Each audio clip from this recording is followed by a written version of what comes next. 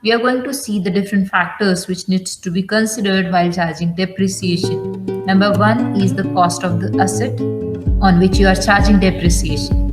Now, you can see cost of the asset is not just the purchase price, but to make that particular asset to working condition, we are also going to incur some charges immediately for installation or for fixation of that particular machine or the asset in your factory.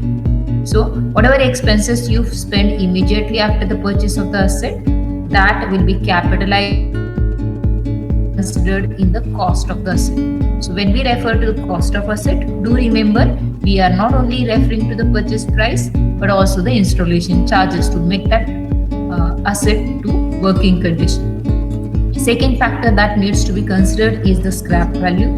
Now, you know that you're going to use that machine or equipment or any other asset for longer period of time, 10, 15 years suppose. In that case, after 10 to 15 years, what do you think? What may be the value which you may get by selling that asset?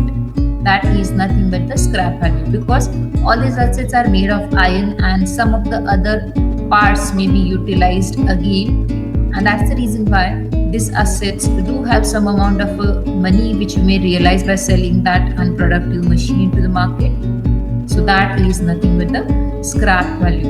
Now, since we do not know at what price it will be sold after 10-15 years, we estimate that value. Okay, estimated scrap value, that based on that you may decide how much depreciation you're going to charge.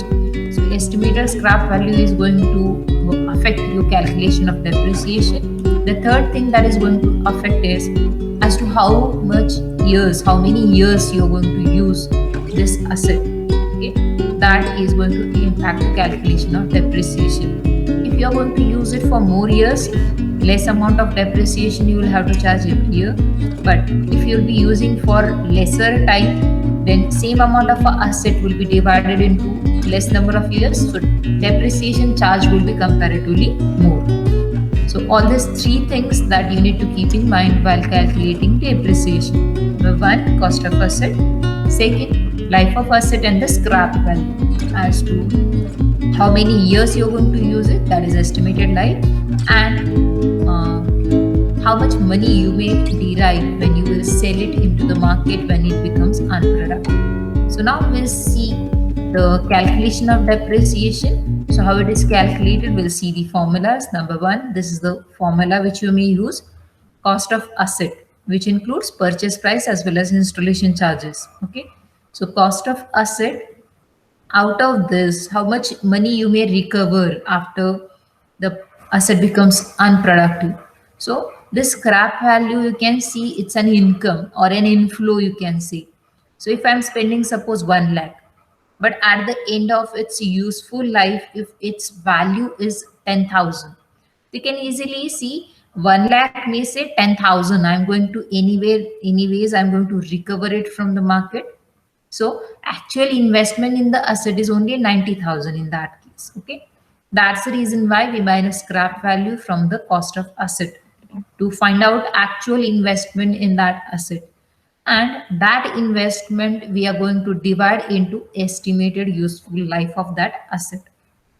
Second thing, sometimes they may give you depreciation rate instead of giving estimated life, because it is difficult to predict how many years that asset is going to work. In that case, you'll be using the second formula. So when useful life is given, then you can use this formula.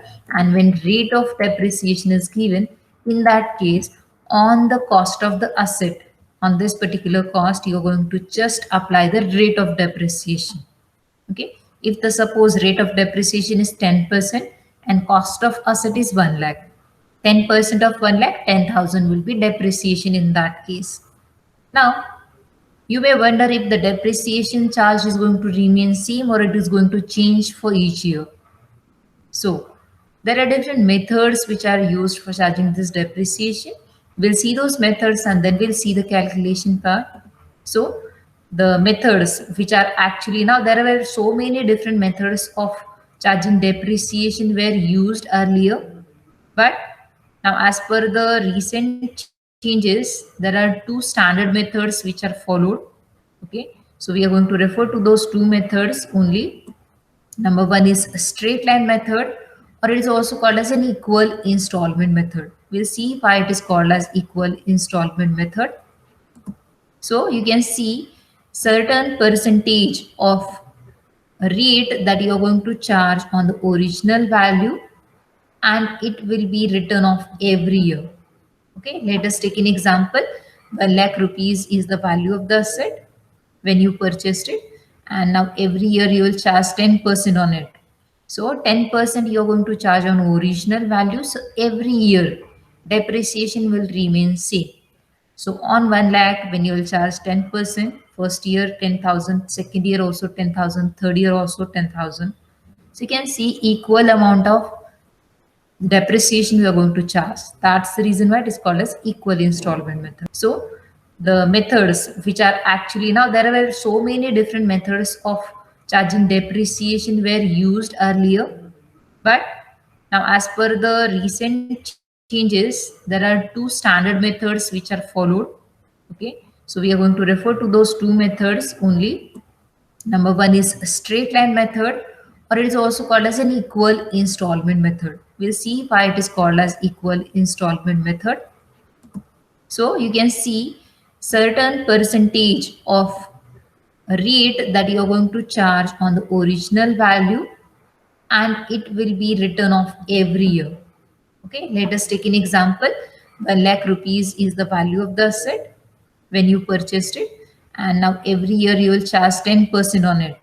So 10% you are going to charge on original value. So every year depreciation will remain same. So on 1 lakh, when you will charge 10%, first year 10,000, second year also 10,000, third year also 10,000. So you can see equal amount of depreciation we are going to charge. That's the reason why it is called as equal installment method. So it becomes zero soon once you will charge proportionate amount every year. Now we'll see in case of the other method what happens.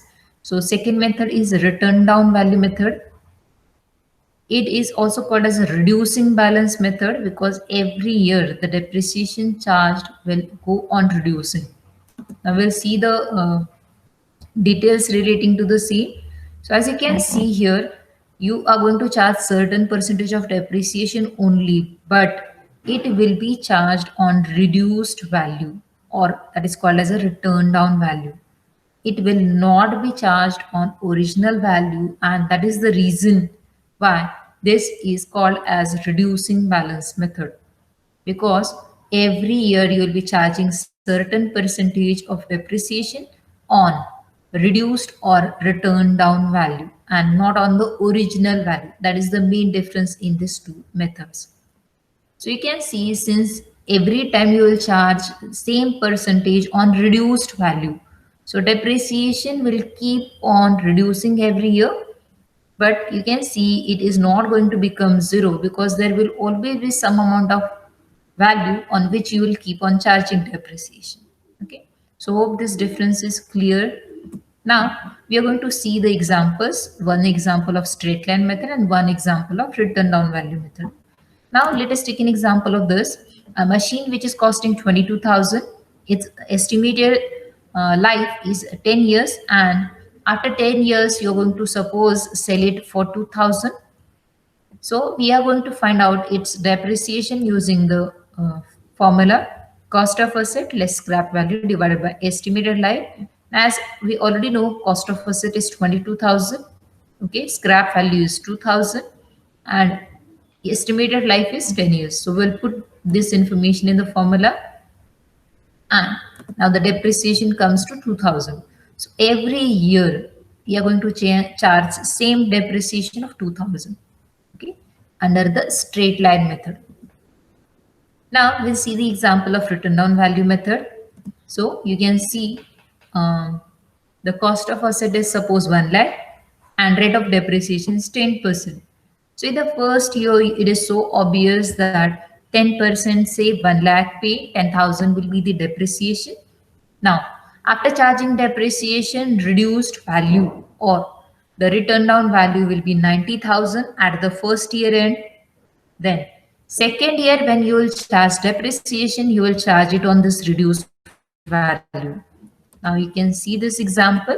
So on 1 lakh, you have charged 10,000, but on reduced value in the second year, you have charged 9,000.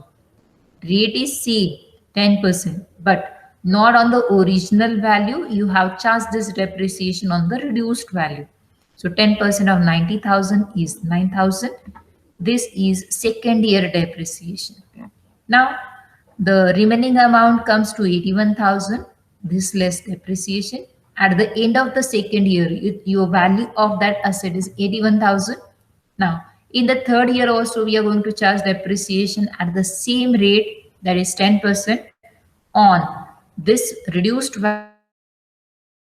So 10% of this comes to 8,100.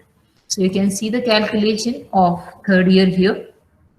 81,000 less 8,100. So at the end of third year, the value of the assets will become 72,900. Now, if you compare depreciation charged under straight line, that is 2,000 every year. But here if you check, first year depreciation is 10,000, second year is 9,000, third year is 8,100. Okay. Next year, if you see 7,290, maybe the depreciation for fourth year. This is how you can check. This depreciation keeps on reducing. That's the reason why it is also called as a reducing balance method. So we'll just see what all different entries which you may have to make when you are recording the transactions with respect to any fixed assets. So we'll just see what all different transactions are there in case of a fixed asset. Number one, you may be purchasing it for the first time. When you purchase it, asset comes in the business and cash goes out. So whatever asset you are purchasing, that asset account debit to cash or bank, depending on how you are buying that asset. Second, when you charge depreciation, since depreciation is a loss, we are going to debit it. So depreciation account debit to asset. Assets value is reducing. So asset account may we are giving credit effect. So depreciation account debit to asset. Next is to close depreciation account. At the end of the year, we close this depreciation accounts because this loss we are going to charge it to profit and loss account. Then when we want to close this account and charge or transfer this depreciation, we are charging it to the profit and loss account. So the treatment is profit and loss account debit to depreciation. And second, when you are selling it as a scrap, cash comes in and asset goes out. So cash account debit to asset. You can see exactly reversing the effect when you're buying and when you're selling the asset. Okay. And to record, sometimes it may happen that as per book valuation, if you see when you are selling the asset, you may get some profit or sometimes you are selling it at loss. In that case, the accounting treatment will be when you are recording profit, we know that profit is recorded to the profit and loss account credit side and your asset account is going to get debited to profit and loss. Profit and loss account credit, आपका asset का account होगा debit to profit and loss. Exactly opposite will happen in case of a loss. Loss है तो we charge it to profit and loss account debit side. So profit and loss account debit to the asset account. Now this is how all these things are relating with depreciation when you wish to charge depreciation on any of the asset. Now you may wonder how much is the rate of depreciation. So that is going to depend on the nature of the assets on which you are charging depreciation. And as a reason, you may see under Income Tax Act, if you are referring to the rates for charging depreciation, for the assets which become outdated so soon, for them, there is a large amount of depreciation charged. Take an example of a computer and electronics product or assets. For that, computers and other things, for that you will see 50 to 60% depreciation can also be charged in only 1 year. Okay. Whereas when it comes to the asset, which will be used for more number of years, that depreciation rate may be 5, 10, 15 to 20%. Okay. So depending on the nature of the asset, this depreciation rate is going to change, and that may be given in the Income Tax Act. So with this, we are going to end with the session. Hope you have understood the concept of depreciation and how calculation of depreciation is done.